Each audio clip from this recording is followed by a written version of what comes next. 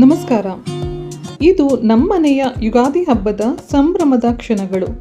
ಸ್ವಲ್ಪ ಲೇಟಾಗಿ ಪೋಸ್ಟ್ ಮಾಡ್ತಾ ಇದ್ದೀನಿ, ದಯವಿಟ್ಟು ಕ್ಷಮೆ ಇರಲಿ. ಯುಗಾದಿ ಅಂದರೆ ಹೊಸ ವರ್ಷದ ಆರಂಭ ಮಾತ್ರ ಅಲ್ಲ, ಅದು ಕುಟುಂಬದ ಒಟ್ಟುಗೂಡುವ ಸಮಯ, ಸಂತೋಷ ಹಂಚಿಕೊಳ್ಳುವ ಸಮಯ ಕೂಡ. ಹಳೆಯ ನೆನಪುಗಳನ್ನು ಮತ್ತೆ ಜೀವಂತ ಮಾಡುವ ಸಮಯ ಅದು. ಈ ವರ್ಷವೂ ನಮ್ಮನೆಯಲ್ಲಿ ಯುಗಾದಿಯನ್ನು ತುಂಬ ಸಂಭ್ರಮದಿಂದ ಸೆಲೆಬ್ರೇಟ್ ಮಾಡಿದ್ದೀವಿ. ಬೆಳಿಗ್ಗೆ ಎಣ್ಣೆ ಸ್ನಾನ, ಹೊಸ ಬಟ್ಟೆ, ದೇವರ ಪೂಜೆ, ಯುಗಾದಿ, ಬೇವು ಬೆಲ್ಲ, ರುಚಿಯಾದ ಊಟ. ಈ ಎಲ್ಲದರ ಮಧ್ಯೆ ನಮ್ಮ ಕುಟುಂಬದ ಎಲ್ಲರೂ ಒಟ್ಟಿಗೆ ಕೂತು ನಕ್ಕು ಮಾತಾಡಿ ಸಂತೋಷದಿಂದ ಸಮಯ ಕಳೆಯಿತು. ನಮ್ಮನೆಗೆ ಬಂದ ಎಲ್ಲ ಬಂಧು ಬಳಗದವರ ಜೊತೆ ಈ ಹಬ್ಬ ಇನ್ನೂ ವಿಶೇಷವಾಗಿತ್ತು.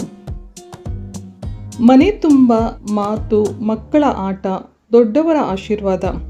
ಇದೇ ನಿಜವಾದ ಹಬ್ಬದ ಸೌಂದರ್ಯ ಅಲ್ವಾ? ಸ್ವಲ್ಪ ಲೇಟ್ ಆದರೂ ನಮ್ಮನೆಯ ಯುಗಾದಿ ಸಂಭ್ರಮವನ್ನು ನಿಮ್ಮ ಜೊತೆಗೆ ಶೇರ್ ಮಾಡ್ಕೊಳ್ತಾ ಇದ್ದೀನಿ. ಯುಗಾದಿ ಹಬ್ಬದ ದಿನವು ಕುಟುಂಬದ ಎಲ್ಲ ಸದಸ್ಯರು ಒಟ್ಟಿಗೆ ಸೇರಿ ಸಂತೋಷದಿಂದ ಆಚರಿಸುವ ಹಬ್ಬ. ಇಂದಿನ ವೇಗದ ಜೀವನದಲ್ಲಿ ನಾವು ಎಲ್ಲರೂ ಕೆಲಸ, ಓದು ಮತ್ತು ಬೇರೆ ಬೇರೆ ಜವಾಬ್ದಾರಿಗಳಿಂದ ಬ್ಯುಸಿಯಾಗಿರ್ತೀವಿ. ಆದರೆ ಯುಗಾದಿ ಹಬ್ಬದಂತಹ ವಿಶೇಷ ದಿನಗಳು ಕುಟುಂಬದ ಸದಸ್ಯರನ್ನು ಒಟ್ಟುಗೂಡಿಸಿ ಪ್ರೀತಿ, ಸೌಹಾರ್ದತೆ ಮತ್ತು ಒಗ್ಗಟ್ಟಿನ ಮೌಲ್ಯಗಳನ್ನು ನೆನಪಿಗೆ ತರುತ್ತೆ.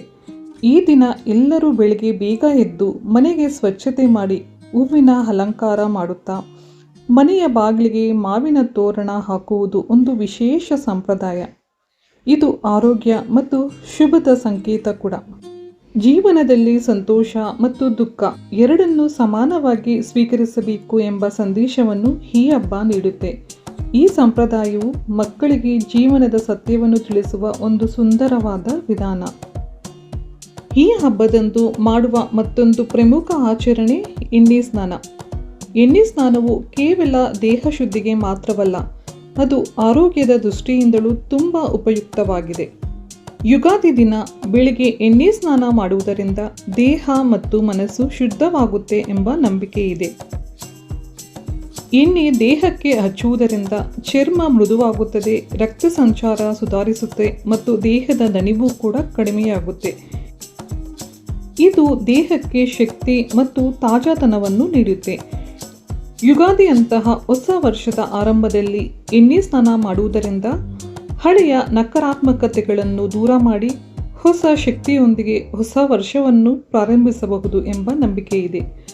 ಕುಟುಂಬದ ಎಲ್ಲ ಸದಸ್ಯರು ಒಟ್ಟಿಗೆ ಎಣ್ಣೆ ಸ್ನಾನ ಮಾಡಿ ನಂತರ ದೇವರ ಪೂಜೆ ಮಾಡಿ ಹಬ್ಬದ ಊಟವನ್ನು ಸೇರಿ ಮಾಡುವುದರಿಂದ ಕುಟುಂಬದ ಬಾಂಧವ್ಯ ಮತ್ತಷ್ಟು ಗಟ್ಟಿಯಾಗುತ್ತೆ. ವಿಶೇಷವಾಗಿ ಮಹಿಳೆಯರು ವಿವಿಧ ಸಾಂಪ್ರದಾಯಿಕ ಆಹಾರಗಳನ್ನು ತಯಾರಿಸಿ ಕುಟುಂಬದ ಎಲ್ಲರಿಗೂ ಹಂಚುತ್ತಾರೆ.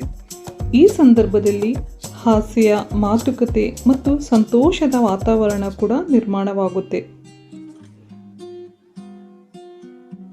ಇದಲ್ಲದೆ ಯುಗಾದಿ ಹಬ್ಬವು ನಮ್ಮ ಸಂಸ್ಕೃತಿಯ ಮೌಲ್ಯಗಳನ್ನು ಮುಂದಿನ ಪೀಳಿಗೆಗೆ ತಲುಪಿಸುವ ಒಂದು ಉತ್ತಮ ಅವಕಾಶ. ಮಕ್ಕಳು ಹಿರಿಯರಿಂದ ಸಂಪ್ರದಾಯಗಳನ್ನು ಕಲಿಯುತ್ತಾರೆ ಮತ್ತು ಅವುಗಳ ಮಹತ್ವವನ್ನು ಕೂಡ ಅರ್ಥ ಮಾಡಿಕೊಳ್ಳುತ್ತಾರೆ. ಕುಟುಂಬದ ಎಲ್ಲರೂ ಒಟ್ಟಿಗೆ ಹಬ್ಬವನ್ನು ಆಚರಿಸುವುದರಿಂದ ಅವರಲ್ಲಿ ಪರಸ್ಪರ ಪ್ರೀತಿ ಮತ್ತು ಗೌರವ ಕೂಡ ಹೆಚ್ಚಾಗುತ್ತೆ. ವಿಶೇಷವಾದ ದಿನ ಮಾಡಿದ ಅಡುಗೆ ಕೂಡ ವಿಶೇಷವಾಗಿ ಇರುತ್ತೆ. ಯುಗಾದಿ ಹಬ್ಬದಂದು ಮನೆಯಲ್ಲಿ ವಿಶೇಷವಾದ ಊಟ ಮಾಡಿದ್ದೆ.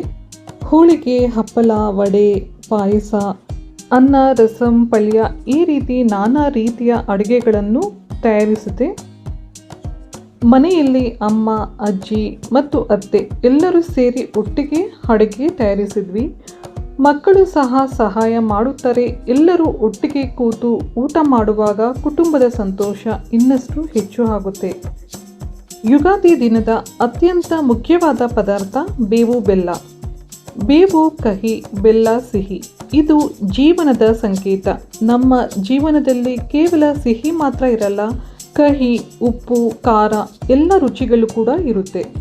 ಅವನ್ನೆಲ್ಲ ಸ್ವೀಕರಿಸಿ ಮುಂದೆ ಸಾಗಬೇಕು ಎಂಬ ಸಂದೇಶವನ್ನು ಬೇವು ಬೆಲ್ಲ ನೀಡುತ್ತೆ. ಇದು ಜೀವನದ ಪಾಠವನ್ನು ಹೇಳುವ ಒಂದು ಸಂಪ್ರದಾಯ. ಯುಗಾದಿ ಹಬ್ಬ ಕೇವಲ ಹಬ್ಬ ಮಾತ್ರವಲ್ಲ, ಯುಗಾದಿ ನಮಗೆ ಕೆಲವು ಮುಖ್ಯ ಪಾಠಗಳನ್ನು ಕಲಿಸುವ ವಿಶೇಷವಾದ ದಿನ. ಜೀವನದಲ್ಲಿ ಬರುವ ಎಲ್ಲ ರೀತಿಯ ಸಂದರ್ಭಗಳನ್ನು ಸ್ವೀಕರಿಸಬೇಕು.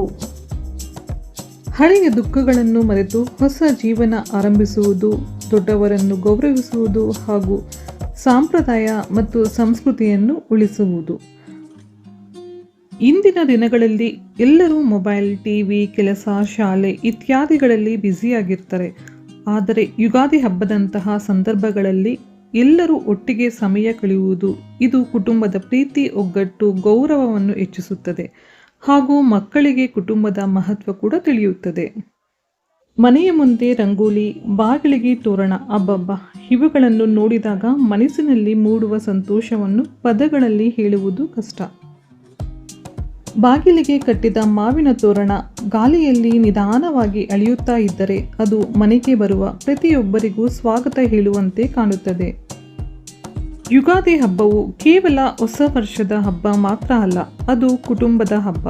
ಎಲ್ಲರೂ ಒಟ್ಟಿಗೆ ಸೇರಿ ಸಂತೋಷ ಹಂಚಿಕೊಳ್ಳುವ ಹಬ್ಬ. ನಮ್ಮ ಸಂಸ್ಕೃತಿ, ಸಂಪ್ರದಾಯ, ಕುಟುಂಬದ ಪ್ರೀತಿ ಇವೆಲ್ಲವನ್ನು ಉಳಿಸುವುದು ಯುಗಾದಿ ಹಬ್ಬದ ವಿಶೇಷ. ನಿಜವಾಗಿಯೂ ಹಬ್ಬ ಅಂದರೆ ದೊಡ್ಡ ದೊಡ್ಡ ಅಲಂಕಾರಗಳಲ್ಲಿ ಖಂಡಿತ ಇಲ್ಲ.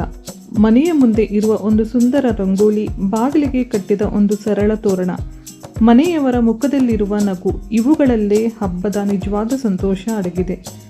ಪ್ರತಿಯೊಬ್ಬರೂ ಯುಗಾದಿ ಹಬ್ಬವನ್ನು ಕುಟುಂಬದ ಜೊತೆ ಆಚರಿಸಬೇಕು. ದೊಡ್ಡವರ ಆಶೀರ್ವಾದ ಪಡೆದು ಚಿಕ್ಕವರ ಜೊತೆ ಸಂತೋಷವಾಗಿ ಸಮಯ ಕಳೆಯಬೇಕು. ಹಬ್ಬ ಅಂದರೆ ಕೇವಲ ಆಚರಣೆಯಲ್ಲ, ಅದು ಕುಟುಂಬದ ಜೊತೆ ಕಳೆಯುವ ಸಂತೋಷದ ಕ್ಷಣಗಳು. ಈ ಶುಭ ಸಂದರ್ಭದಲ್ಲಿ ನಿಮ್ಮೆಲ್ಲರಿಗೂ ಶ್ರೀರಾಮನವಮಿ ಹಬ್ಬದ ಹಾರ್ದಿಕ ಶುಭಾಶಯಗಳು. ಧನ್ಯವಾದಗಳು.